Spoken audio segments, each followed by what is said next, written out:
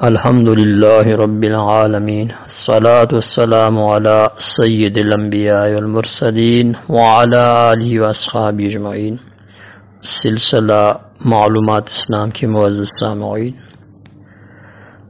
ماتم کیا ہے، کرنا چاہیے یا نہیں، کرنے والوں کے دلائل کیا ہیں اور روکنے والے کیا کہتے ہیں، اس متعلق کچھ ضروری معلومات آپ کی خدمت میں عرض کی جاتی ہیں۔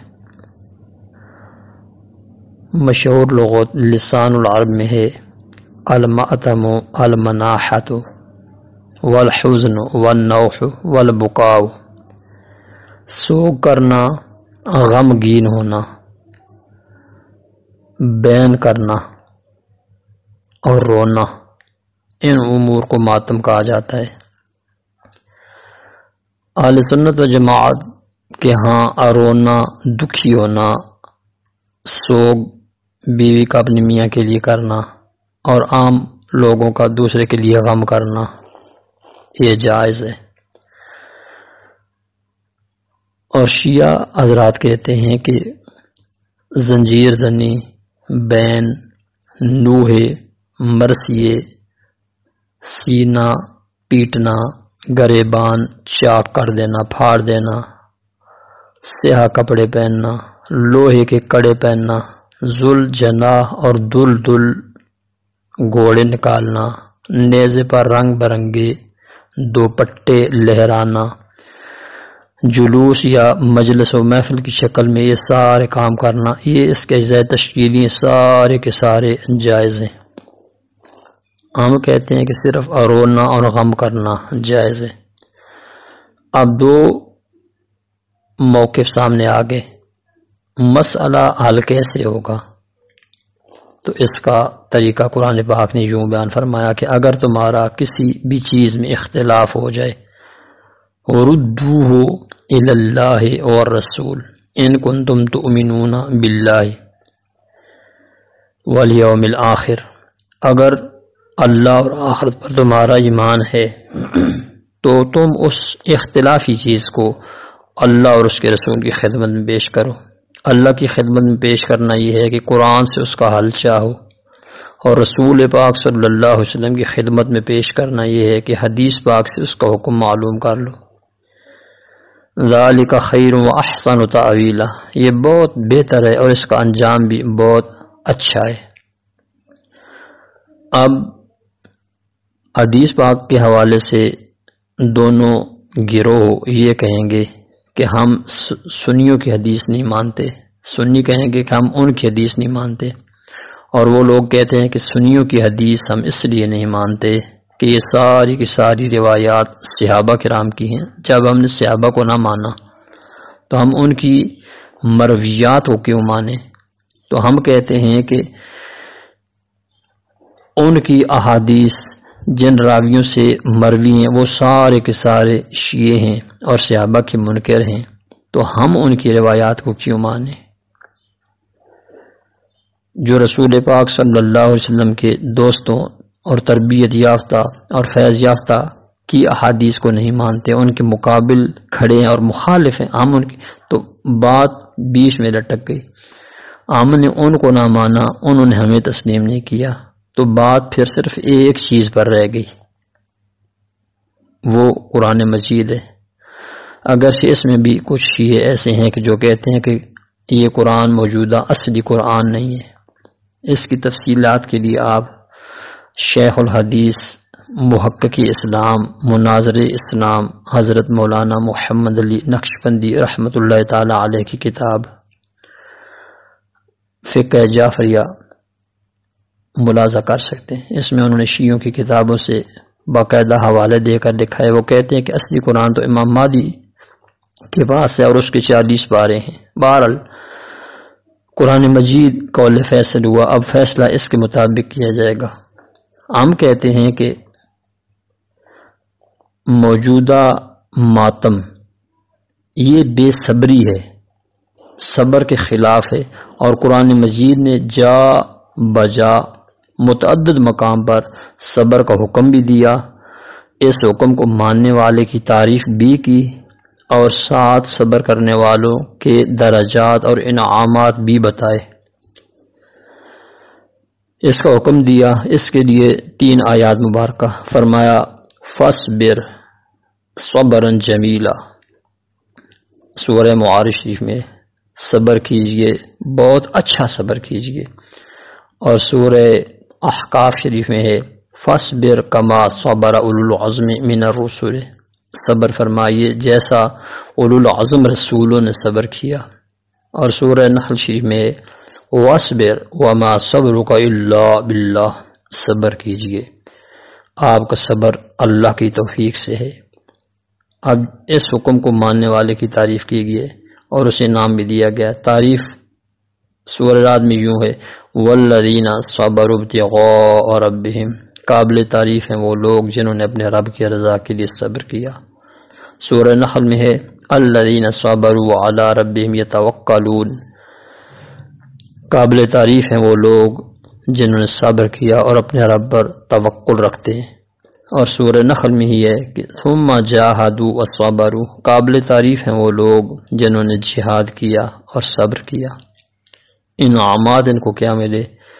مغفرت، اجر عظیم، اچھی عاقبت و انجام، جنت میں 2 منزلہ بہترین رہائش اور ڈبل ثواب۔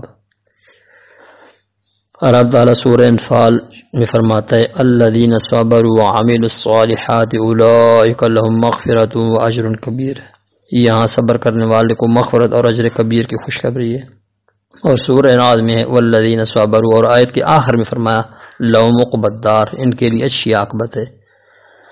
اور سورہ فرقان میں فرمایا اولئک یجزون الغرفۃ، انہیں غرفہ جزا دی جائے گی، غرفہ بالا خانے، ڈبل منزل رہائش۔ اور سورہ قصص میں ہے اولئک یؤتون اجرهم مرتین بما صبروا، صبر کی وجہ سے ان کو ڈبل اجر ملے گا۔ یہ رواجی ماتم صبر کے خلاف ہے، اس کے الٹ ہے، اس کے برعکس ہے، اگینسٹ ہے، اس لیے یہ منع ہے۔ اور بخاری شریف کی حدیث پاک 1294 میں ہے سرکار مدینہ صلی اللہ تعالی علیہ وسلم نے ارشاد فرمایا لیسا منا، وہ شخص ہم میں سے نہیں ہے، من لطم الخدود، جس نے اپنے رخسار پیٹے، وشق الجیوب، اور اپنا گریبان پھاڑا، ودعا بدعوى الجاہلیہ، نوح اور مرثیے پڑھے، جاہلیت کی کلام پڑھی۔ اسی مضمون کی حدیث شیعوں کی کتاب فروع کافی جلد 5 صفحہ 527 ایران کی چھپی ہوئی ہے، اس میں ہے کہ حضرت سیدہ فاطمہ رضی اللہ تعالی عنہا سے نبی اقدس صلی اللہ تعالی علیہ وسلم نے فرمایا اذا مت لا تخمشی علیہ، جب میں وصال کر جاؤں، فوت ہو جاؤں، تو مجھ پر اپنا چہرہ نہ پیٹنا، ولا تغشری علیہ شعرا، اور میرے غم میں اپنے بال نہ بکھیرنا، ولا تنادی بالویل والعویل، اور مجھ پر مرثیہ اور نوح اور ویل ویل بے معنی بے مقصد خلاف شرع کلام نہ کرنا، ولا تقیمی علیہ نائحہ، اور مجھ پر نوح کرنے والی ہو کر مت کھڑی ہونا، نوح نہ کرنا، مرثیہ اور بین بالکل نہ کرنا۔ یہ حدیث ہم نے تائید کے طور پر پیش کیا، ورنہ اصل استدلال ہمارا قرآن مجید سے، جس نے صبر کا حکم دیا، صبر کرنے والوں کی تعریف کی، صبر کرنے والوں کو مغفرت، اجر کبیر، اچھی عاقبت و انجام اور جنت کے بالا خانے انعام دیے۔ حدیث پاک میں تو یہ کہا جاتا ہے کہ اس کی سند ایسی ہے، یہ سنیوں کی ہے، یہ سنی کہتے ہیں اس کی سند ایسی ہے، یہ شیعوں کی ہے، لیکن قرآن مجید متفق علیہ کتاب ہے، کیونکہ خالق کا کلام ہے، لہذا یہاں تک کی گفتگو کا حاصل فقط ایک چیز ہوئی، وہ یہ ایک مروجہ ماتم صبر کے خلاف ہے، اور قرآن نے صبر کا حکم دیا، صبر والوں کی تعریف کی اور صبر والوں کے لیے انعامات بیان فرمائے۔ وہ لوگ یہ کہتے ہیں کہ ہم تو محبت حسین میں یہ ماتم کرتے ہیں. ہم کہیں گے کہ محبت شرعی تقاضوں کے مطابق ہو، قرآن اور حدیث کی تائید سے ہو، پھر تو درست ہے. یہاں تو قرآن اور حدیث کی تائید سے نہیں بلکہ خود امام حسین رضی اللہ تعالیٰ عنہ کی بھی تائید حاصل نہیں ہے. کہیں بھی انہوں نے نہیں فرمایا کہ میرے شہید ہونے کے بعد آپ نے یہ سارے کام کرنے ہیں جو آج ان کے نام پر کیے جا رہے ہیں. انہوں نے تو بے مثال صبر کیا. یہ کیسے ہو سکتا ہے کہ حضرت امام حسین پاک سمیت سارے آل بیت اور صحابہ کرام صبر کی وجہ سے قابل تعریف ہونا، ایک طرف وہ ان کے سامنے ہو اور دوسری طرف بے صبری سامنے ہو، تو وہ صبر کو چھوڑ کر بے صبری کو اپنائیں؟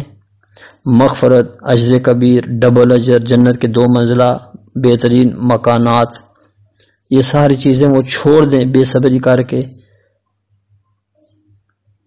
اور صبر کر کے وہ چیزیں نہ پائیں. یہ کیسے ہو سکتا ہے؟ وہ بہت ہی زیادہ عمل کرنے والے تھے. کتنے مقامات پر ان کی ایمان کو ایمان کامل کہا گیا اور ان کے اعمال کو اعمال صالحہ کہا گیا. اب سوال کرنے والے نے سوال کیا کہ اتنی بڑی تعداد جو صدیوں سے ہوتی چلی آ رہی ہے یہ ماتم کرنے والوں کی، تو اگر آپ کے قول غلط ہے بقول آپ کے، تو زمانوں سے اتنی بڑی تعداد پھر کیوں اپنائے ہوئے ہے؟ اس کے جواب میں ہم کہتے ہیں کہ آپ ان آیات پر غور کیجئے. جو سوال آپ نے ہم سے کیا، یہ آیتیں آپ سے یہ سوال کر رہی ہیں. فرمایا سورہ بقرہ میں زُيِّنَ لِلَّذِينَ كَفَرُوا الْحَيَاةُ الدُّنْيَا، بہترین کر دی گئی ہے، سجا دی گئی ہے، ڈیکوریٹ کر دی گئی ہے کافروں کے لیے دنیا کی زندگی. وَيَسْخَرُونَ مِنَ الَّذِينَ آمَنُوا، اور وہ مسلمانوں کو تمسخر اڑاتے ہیں. اور سورہ انعام میں ہے زُيِّنَ لِكَثِيرٍ مِنَ الْمُشْرِكِينَ قتل اولادہم شرکاؤہم، کتنی ہی بڑی تعداد میں مشرکین ہیں جن کی اولاد کو قتل کرنا ان کے شریکوں نے ان کے لیے مزین کر دیا، سجا دیا. تو کافر زیادہ ہیں اور اللہ والے کم. تو ایک بڑی تعداد اپنے ہاتھوں اپنی اولاد کو کیوں قتل کرتی رہی؟ تو ہم کہیں گے کہ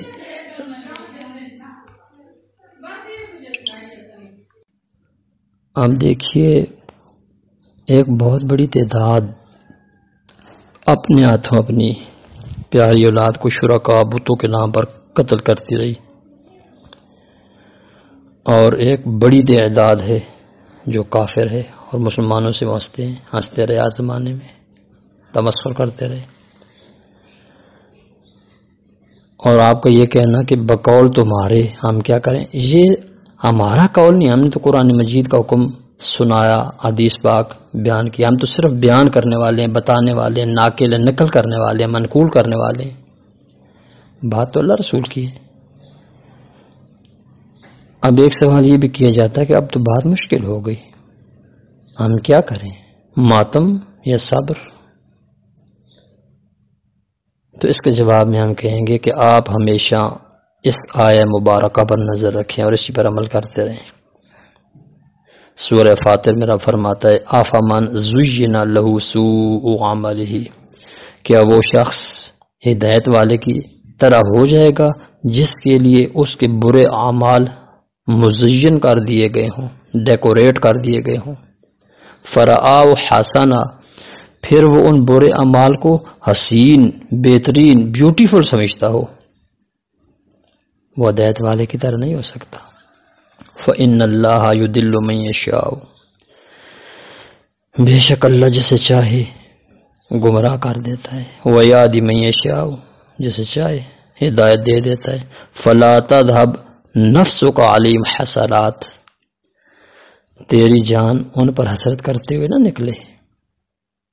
ان اللہ علیم بما یصنعون، وہ لوگ جو کچھ کر رہے ہیں رب اس سے خوب واقف ہے، خبردار ہے. اور نبی پاک صلی اللہ علیہ وسلم کی یہ دعا آپ ہمیشہ پڑھتے رہیے. اللہ کے حبیب صلی اللہ تعالی علیہ وسلم فرماتے ہیں نعوذ باللہ من شرور انفسنا، ہم اللہ کی پناہ چاہتے ہیں اپنے نفسوں کی شرارت سے، ومن سیئات اعمالنا، اور اپنے اعمال کی برائی سے۔ من یہدہ اللہ فلا مضل لہ، جس کو وہ ہدایت کرے اسے کوئی گمراہ نہیں کر سکتا، ومن یضللہ فلا ہادی لہ، اور جس کو وہ ہدایت دے، جس کو وہ گمراہ کرے، فلا ہادی لہ، اس کو کوئی ہدایت دینے والا نہیں۔ اللہ تعالیٰ سے دعا ہے کہ سب سے بڑے ہادی صحابہ کرام ہیں، ان کے صدقے ہمیں ہدایت پر رکھے اور ہدایت پر